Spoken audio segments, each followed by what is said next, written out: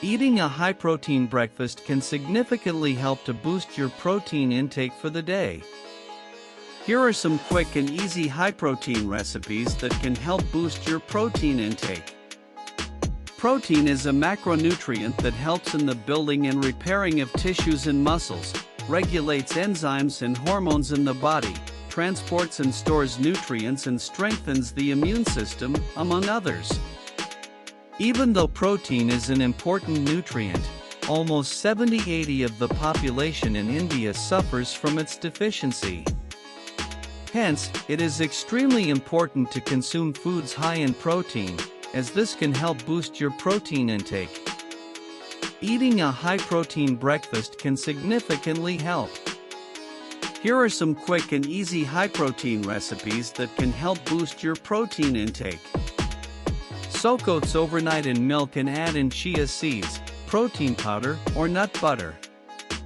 The next morning, you will have a creamy, re-added oatmeal that gives you fiber, complex carbs, and protein in every spoonful. Soak yellow moong dal, blend into a smooth batter and cook it on a pan like a dosa. These chillas are rich in protein and can be paired with chutney. They're light yet filling, which makes them an ideal high-protein breakfast. This is made with scrambled paneer, onions, tomatoes, and spices. It is easy, quick to prepare and versatile. Paneer is one of the richest vegetarian protein sources in Indian diets and helps to keep you full for longer.